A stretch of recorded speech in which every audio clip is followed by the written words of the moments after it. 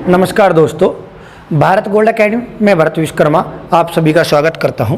और जैसे कि आप जानते हैं, मेरे द्वारा आपको एक सही मार्गदर्शन किया जा रहा है यूपीएसआई यूपी दरोगा के लिए, जिसमें मैंने बताया था इससे पहले वीडियो में कि आप कैसे एक अच्छा स्कोर कर सकते हैं। तो इसी के संदर्भ में आज जो पहली वीडियो पढ़ाई संबंधित है हिंदी के लिए, जैसे मैंने आपसे वादा किया था, वो है हिंदी की। हिंदी में बिल्कुल शुरू कर रहे हैं जीरो से हिंदी भाषा का इतिहास, बिना समय गवाए। जैसे हमने टारगेट रखा है, पहले एक टॉपिक रखेंगे, टॉपिक के बाद में नेक्स्ट वीडियो में आपको एक टेस्ट मिलेगा, आप उस टेस्ट को लगाइए।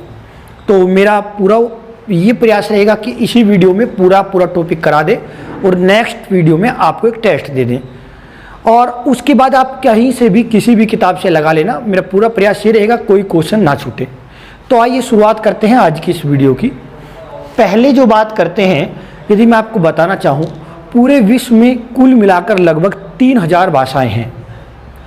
3000 भाषाओं में से एक भाषा है हिंदी। पूरे विश्व में यदि बात करूं तो कुल मिलाकर 3000 भाषाएं हैं और उस भाषा में एक भाषा है हिंदी।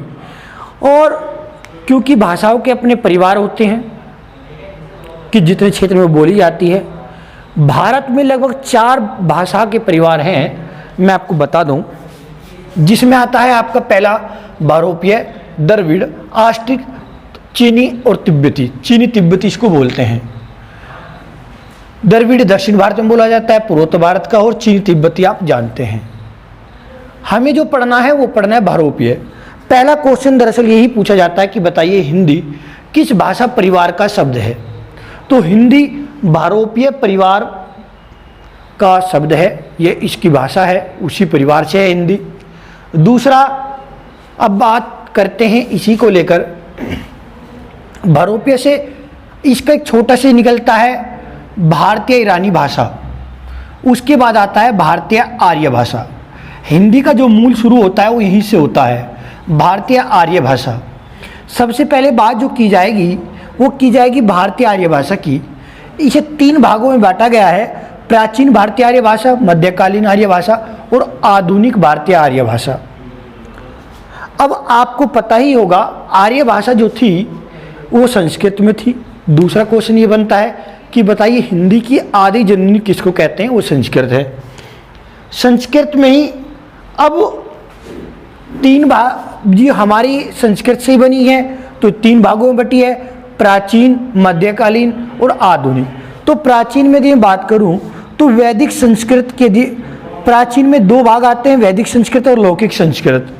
वैदिक संस्कृत में ये हमारी जो भाषा है हिंदी, ये 1500 से 1000 ईसा पूर्व तक, मतलब 1500 ईसा पूर्व से 1000 ईसा पूर्व तक जो थी वो वैदिक संस्कृत थी।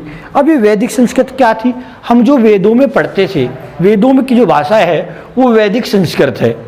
उसके बाद जो विकास हुआ वो लौकिक संस्कृत का हुआ, मतलब लोगों द्वारा जो भाषा बोली जाती है वो लौकिक संस्कृत है। इसके बाद जो हम बात करेंगे, इसका समय सीमा देख लेते हैं। 1500 ईसा पूर्व से 1000 ईसा पूर्व तक वैदिक संस्कृत रही और 1000 ईसा पूर्व से 500 ईसा पूर्व तक रही आपकी लौकिक संस्कृत। उसके बाद आ जाते हैं मध्यकालीन आर्य भारतीय भाषा में। तो इसमें आपके 3 से 4 भाग हैं, पाली, प्राकृत, अपभ्रंश और अवहट।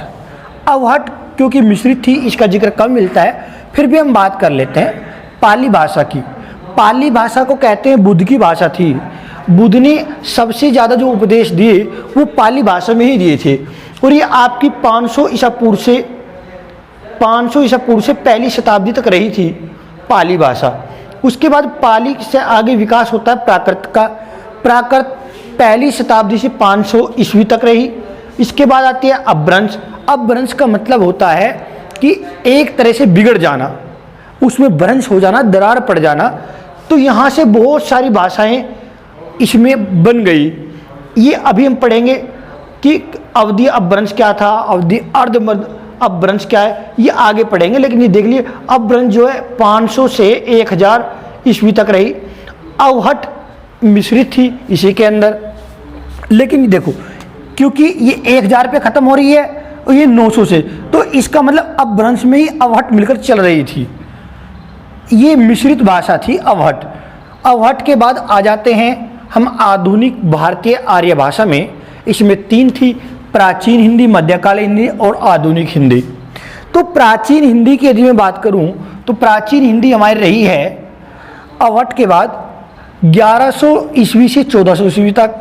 मध्यकालीन रही है 1400 से 1850 ईस्वी तक, और 1850 से आज तक आपकी होती है आधुनिक हिंदी। यही क्रम जो डायरेक्ट पूछा जाता है ये पूरा है। इसमें बहुत सारे क्वेश्चन आपके बने होंगे, ये आपने देख ही लिया होगा। इसके बाद यदि मैं आपको बताऊं, कई बार पूछ लेते हैं इसका विकास क्रम बताओ। विकास क्रम बताने के लिए मैं इसके लिए एक छोटी सी मैंने ये बना दिया है कि सबसे पहले आती है वैदिक संस्कृत, लौकिक संस्कृत, पाली, प्राकृत, अपभ्रंश, शौरसैनी, पुरानी हिंदी, आधुनिक हिंदी, पश्चिमी अपभ्रंश और खड़ी बोली। खड़ी बोली आज का रूप है, सबसे ज़्यादा हिंदी का बोला जाने वाला रूप खड़ी बोली है, जो दिल्ली और उसके आसपास के क्षेत्र में बोला जाता है। हिंदी में यदि मैं बात करूं, यह आपने देख ही लिया होगा, लेकिन इसका कई बार देखते हैं तो ऐसा एग्जाम में देखने को मिलेगा संस्कृत, पाली, प्राकृत और हिंदी। प्राकृत के बाद यहां आ जाती है आपकी अवहट। ये कहीं देखने को मिलेगी और कहीं नहीं मिलेगी, क्योंकि मिश्रित भाषा थी, इसी में मिली हुई। क्योंकि ये पूरा आप देख सकते हैं, ये पूछ लेते हैं क्रम, हिंदी भाषा का विकास का क्रम पूछ लेते हैं और यही आपको देते हैं। ज़्यादा अगर डीप में जाएगा तो आप ये दोहरा लीजिए, वैदिक, लौकिक, पाली, प्राकृत, अपभ्रंश, शौरसैनी, पुरानी हिंदी, आधुनिक हिंदी। इससे अपभ्रंश से अलग अलग निकलते हैं, जो अपभ्रंश निकले थे इनसे अलग अलग भाषाएं बनती हैं।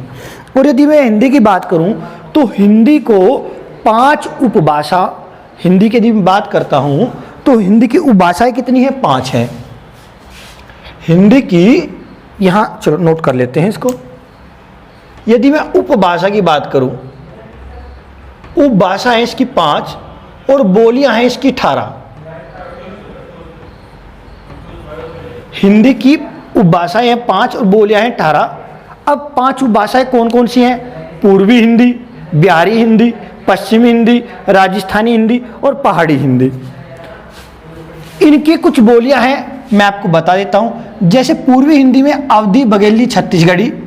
हाँ, एक क्वेश्चन और बनता है कि पूर्वी हिंदी का जो विकास है किससे हुआ? तो मैंने बताया था यहां से अपभ्रंश जो बने थे, अलग अलग बट गए थे। तो पूर्वी हिंदी का जो विकास हुआ है वो अर्धमगधी अपभ्रंश से हुआ है, जिसमें 3 बोलियां आती हैं, अवधी, बघेली और छत्तीसगढ़ी। ऐसे बिहारी हिंदी का जो विकास हुआ है वो मगधी अपभ्रंश से हुआ है। ये सब अपभ्रंश थे। बिहारी में 3 बोलियां आती हैं हिंदी की, भोजपुरी, मगही और मैथिली। पश्चिमी हिंदी पूछते हैं, बताओ पश्चिमी हिंदी का जो विकास हुआ है वो कौन से अपभ्रंश से हुआ है? तो शौरसैनी अपभ्रंश से पश्चिमी हिंदी का विकास हुआ है, जिसमें खड़ी बोली, ब्रजभाषा, कन्नौजी, बुंदेली, बांगरू मतलब हरियाणवी, बांगरू को हरियाणी बोलते हैं। उसके बाद आता है राजस्थानी हिंदी। राजस्थानी हिंदी का विकास भी शौरसैनी से ही हुआ है, जिसमें जयपुरी, मारवाड़ी, निबाली, मालवी और भीली आता है। इसके बाद पहाड़ी हिंदी आता है, इसका विकास हुआ है खस शौरसैनी से। इसमें 3 भाषाएं बोली जाती हैं, कुल्लुई, कुमाऊनी और गढ़वाली। तो इस तरह आप देख सकते हैं हिंदी की जो बोलियां होंगी वो 18 और हिंदी की उपभाषाएं हैं 5। ये विकास मैंने पढ़ाया है।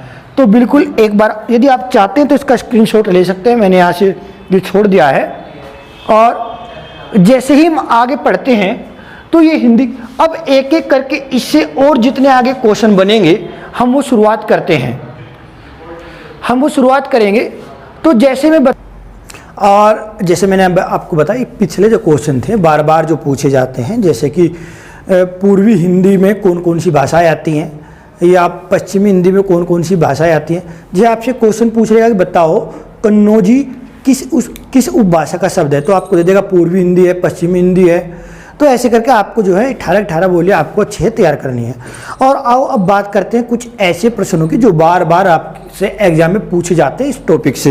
एक एक करके देख लेते हैं। वैसे तो अगली जो वीडियो आएगी टेस्ट के रूप में ही मैं आपको दूंगा, और उसमें कम से कम लगभग मैं 100 क्वेश्चन ऐसे रखूँगा जो इसी टॉपिक से संबंधित होंगे, जो आज तक पूछे गए हैं। फिर भी आइए बात करते हैं इन प्रश्नों की। जैसे पहला प्रश्न, बोली, विभाषा और भाषा। देखिए, जो आपके क्षेत्र में कोई भी भाषा बोली जाएगी, जो एक छोटे पैमाने पर बोली जाए, उसको कहेंगे हम बोली। बोली का एक थोड़ा बड़ा रूप हो जाएगा तो उसे बोलेंगे विभाषा, और जब एक बड़े क्षेत्र में व्यापक रूप से बोली जानी शुरू होगी तो उसको हम भाषा का रूप दे देते हैं। सबसे पहले चलो बात करते हैं एक एक करके। दूसरा, भाषा। देखिए, हम कोई चीज़ बोलते हैं तो बोलने के लिए हमें कैसे हम चीज़ों को लिखेंगे। जैसे मैं बोल रहा हूँ, कुछ भी कोई भी बात बोल रहा हूँ, तो आप देखेंगे मैं क्या बोलता हूँ, कै या खे बोलता हूँ, तो हिंदी में मैं खे ऐसे बोलूँगा, इंग्लिश में मैं खे ऐसे बोलूँगा, उर्दू में हो सकता है ऐसे बोले या ऐसे बोले, कुछ भी। तो ये एक लिपि है। तो हिंदी की जो लिपि है वो देवनागरी लिपि है। ये जो खे लिखता है ये हिंदी की है। कै ऐसे लिखेंगे, गे ऐसे लिखेंगे। तो हिंदी की जो भाषा की जो लिपि होगी, लिखने का जो तरीका है वो है देवनागरी लिपि। अगले क्वेश्चन की जो प्रश्न की हम बात कर रहे हैं, हिंदी हमारी राजभाषा है। कई बार आपने सुना होगा हिंदी हमारी राष्ट्रभाषा है, राष्ट्र नहीं। दरअसल हिंदी जो है हमारी वो एक राजभाषा है, राष्ट्रीय भाषा नहीं है। क्योंकि मैंने इसमें लिखा भी है, बहुत अधिकतर लोग जो हैं हिंदी बोलते हैं, तो हिंदी हमारी राजभाषा है, नहीं कि हमारी राष्ट्रभाषा। 14 सितंबर को हम मनाते हैं हिंदी दिवस। संविधान के भाग 17 में अनुच्छेद 343 से लेकर 351 तक हिंदी की व्याख्या की गई है। हिंदी के बारे में बताया गया है। हिंदी की 5 भाषाएं हैं और 18 बोलियां हैं। भाषा के आधार पर भाषा के 4 तत्व होते हैं, ध्वनि, शब्द, वाक्य, अर्थ। पिछली बार पूछ लिया गया था कि बताओ भाषा के कितने तत्व होते हैं, तो भाषा के 4 तत्व होते हैं। क्योंकि मैंने अभी आपको बताया हिंदी की आदि जननी क्या है, तो जाहिर सी बात है, अभी पढ़ाया हमने, संस्कृत है। संस्कृत से वैदिक संस्कृत आप कह लीजिए। 180 मिलियन, 1 मिलियन में 10 लाख होते हैं, 180 मिलियन से ज़्यादा लोग हिंदी को अपनी मातृभाषा मानते हैं, इसलिए हमारी राजभाषा है। अनुच्छेद 351 में हिंदी का भाषा का विकास है। ये लास्ट बार पूछा गया, यूपी पुलिस में 2 बार पूछा गया कि बताओ हिंदी भाषा का विकास कौन से अनुच्छेद में, तो 351 में। भाषा की अभिव्यक्ति लिपि कहलाती है, देवनागरी हमारी लिपि है। सबसे पहले जॉर्ज अब्राहम ग्रिसन ने 1927 में हिंदी की उपभाषा और बोलियों का वर्णन किया था। इनका नाम याद रखना बहुत इंपॉर्टेंट है, बेहद ज़्यादा। ग्रिसन भी याद रख लोगे तब भी चल जाएगा काम, एग्जाम में याद आ जाएगा। पूछते हैं सबसे पहले हिंदी का वर्णन किसने किया है। वैसे तो बहुत पहले कर चुके, फिर भी किताबी भाषा में 1927 में जॉर्ज अब्राहम ग्रिसन ने ये किया था। और महात्मा बुद्ध ने अपने उपदेश में सब जो भाषण दिए, उपदेश दिए, वो पाली भाषा में दिए। भगवान महावीर ने अपने उपदेश प्राकृत में दिए। 14 सितंबर 1929 को हिंदी को राजभाषा घोषित कर दिया गया था, इसलिए 14 सितंबर को हम राजभाषा मनाते हिंदी दिवस मनाते हैं। और आपको जानकर हैरानी होगी, जिस हिंदी को हम लगातार पढ़ रहे हैं, दरअसल ये अपने आप में एक फारसी शब्द है। हिंदी एक फारसी शब्द है। आकृति या रूप के आधार पर हिंदी वियोगात्मक या विश्लिष्ट भाषा है। ये क्वेश्चन पूछा जाता है। ये क्वेश्चन मैंने आपको बता दिए, पिछले दोहरा दिया, पूरा प्रयास किया है कुछ ना छुटाओ। अगर कहीं कोई प्रश्न छूट गया होगा तो अगली जो वीडियो होगी वो एक टेस्ट के रूप में होगी। लगभग 100 क्वेश्चन उसमें रखेंगे और ये टॉपिक आपका खत्म होगा। हमारा जो टारगेट है 40/40, एक एक करके हम सारे टॉपिक को पढ़ेंगे और उसको ख़त्म करेंगे। हाँ, हिंदी भाषा का जो साहित्य कहते हैं, साहित्य के बारे में अलग से पढ़ेंगे। ये केवल इसके विकास के बारे में हमने जानकारी ली।